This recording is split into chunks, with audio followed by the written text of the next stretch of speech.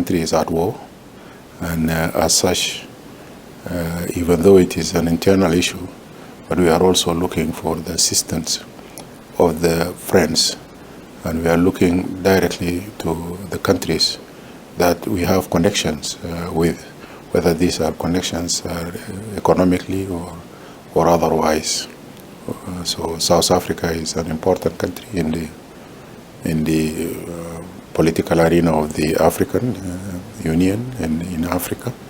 It's a country that have led so many initiatives, and we wanted to see the contribution of South Africa. What could they contribute in such a situation, given the difficulties that we are in?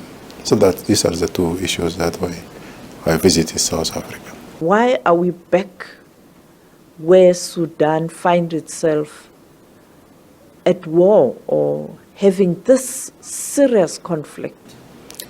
Sudan has been into wars before even the independence of Sudan. The wars continued since 1924, and then 1947 again, and 53, and the serious one was 1955 before the independence of Sudan. What is most of the problems in Sudan are manifested from the mismanagement of the diversity of Sudanese. Sudan is a diverse country in terms of culture, in terms of ethnicity, in terms of religion, and even geography. Sudan is a diverse country, and that diversity was mismanaged, and it led into crisis of identity, into crisis of uneven development in the country, and this actually breed violence in Sudan, because most of the Sudanese, in the countryside, were not used to the civil protest, and that one is not here. So the most nearest method for them to express themselves is violence, and so Sudan continued in wars. Circle of wars, agreement not dishonored, and then again war and such. But this one is particularly different. It's categorically different, because this one has internal dimensions, external dimensions. The internal dimensions are what I have talked about, is a mismanagement of the diversity. But there is also external dimensions. These external dimensions are actually a struggle over economic resources. Sudan is a resourceful country. Sudan is also neighboring is at the neighbor of the Red Sea. So this position of Sudan itself is actually an attraction to economic struggle between the countries. So the external dimension is there, the internal dimension is there, and also three things went wrong in Sudan. One is a counterinsurgency group went wrong, because when there is wars, they form counterinsurgency group in the places where in the constituencies of the insurgency. So this one, they were developed on a tribal formations, and as such, actually, they continued in the tribal formations, and then you have armies other than the Sudanese army, who are tribally based, and they are tribal formations. This is one. And also when the change happened in 2019, the revolution of the December revolution that toppled Bashir, then also there was a mismanagement of that revolution itself. So there was no clear, there is no clear plan, there is no clear roadmap of how to administer the aftermath of the revolution, and there was a tug of war, and between the military component and then the civilian components, and there was no guidance for them how to create the coherency that is needed so that they administer the country. So this is one of the difficulties, and as such as the difficulties is created also mistrust, high mistrust between the components of the country. This mistrust led to mismanagement of also the anger. On the 25th of October 2021, the army took over. This is aggravated the whole thing. And then the issue of the democratic transformation of the country. This is where you had so many foreign intervention in the whole country, in terms sometimes at the cover of the advice, sometimes at the cover of pushing to the democratic transformation. You know, the West has its own way of pushing the issue. So this one have actually divided the two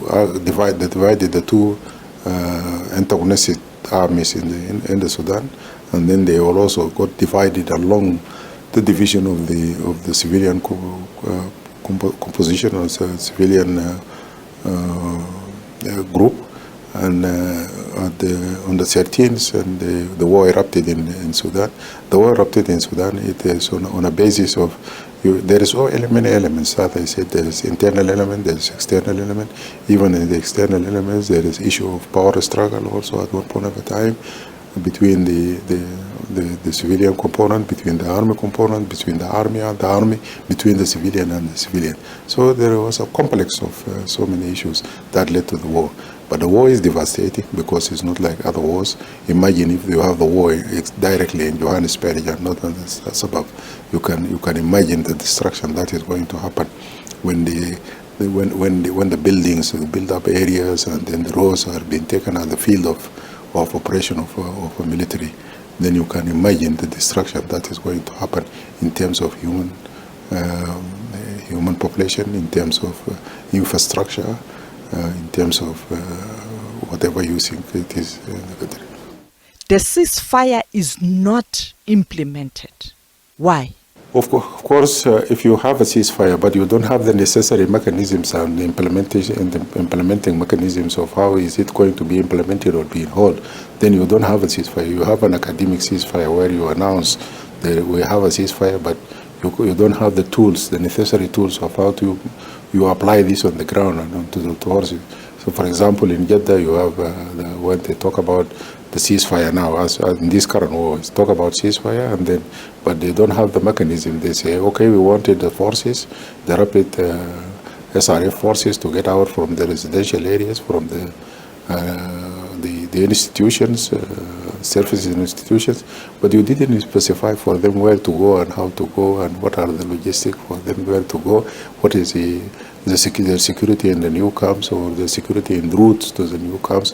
If you don't, these are procedural issues, but they are more important even than announcing the cessation of hostilities if you don't put them in order so that they assist you in achieving the ceasefire. But just announcing the ceasefire, it looks like a rhetoric. It doesn't look real when you just announce it without mechanism. So I think primarily this is where there's no holding ceasefires in Sudan. When we were fighting, was leading the SPLM North, when we were fighting, we had ceasefires, but you have ceasefire, you negotiated the mechanisms of implementation and then the procedural issues before you announce a ceasefire. But if you do that, then you announce the ceasefire, then you will say, oh yes, this one is supposed to do it. Day one is supposed to happen this, day two is supposed to happen this. But in this now, this is absent, and such is absent, then you don't have ceasefire. You have an announced ceasefire, but you don't have a practical ceasefire on the ground. Egypt has announced yesterday that they will be convening talks, or they want to intervene or mediate. Are you aware of such an initiative from the Egyptian government? Actually, there are so many initiatives. There is an African Union initiative, and what they call the wider mechanism. There is an IGAD, there is an IGAD initiative.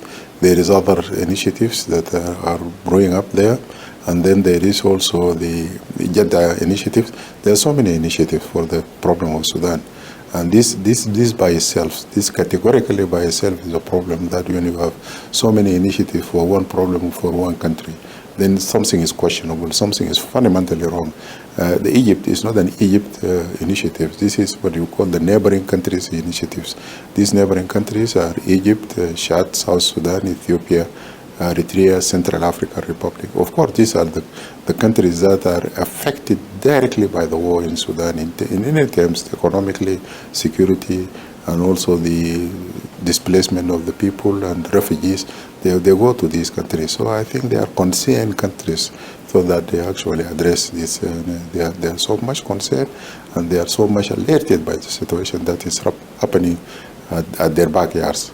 And they met yesterday. I saw the communique. The communique was very reasonable and very promising.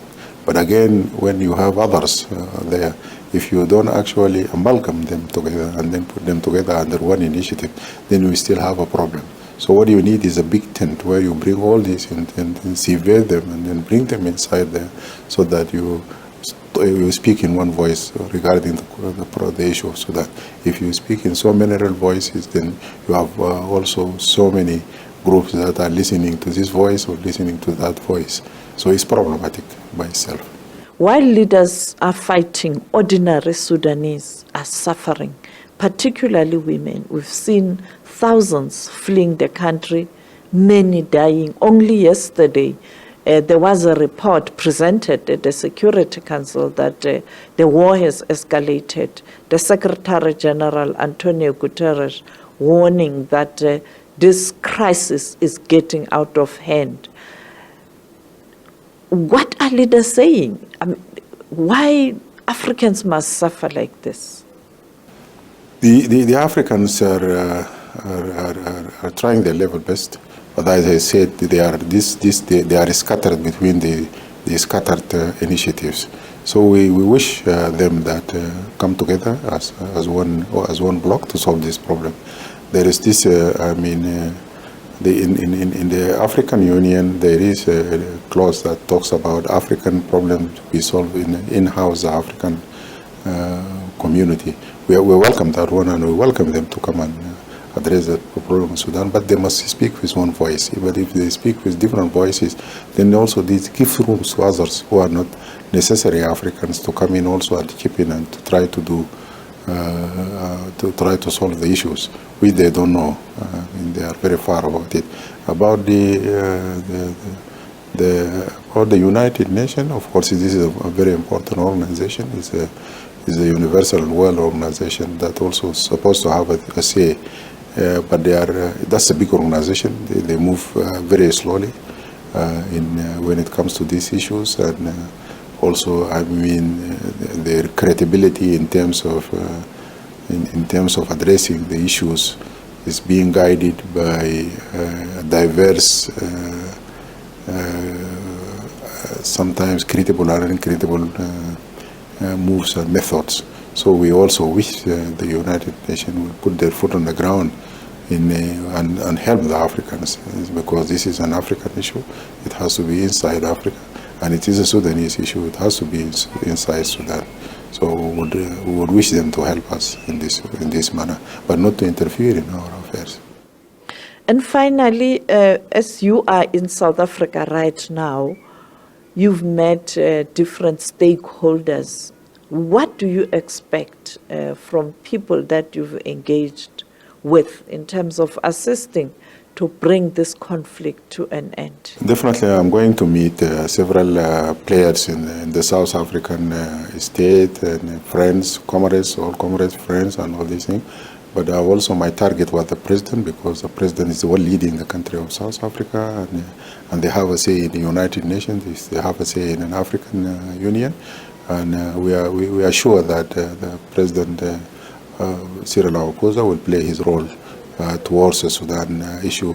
And before my coming here, he was doing his best and playing his role in this. I had several telephone calls with him, and he was actually doing without being told that to do something. So he's present and available all the time for this issue.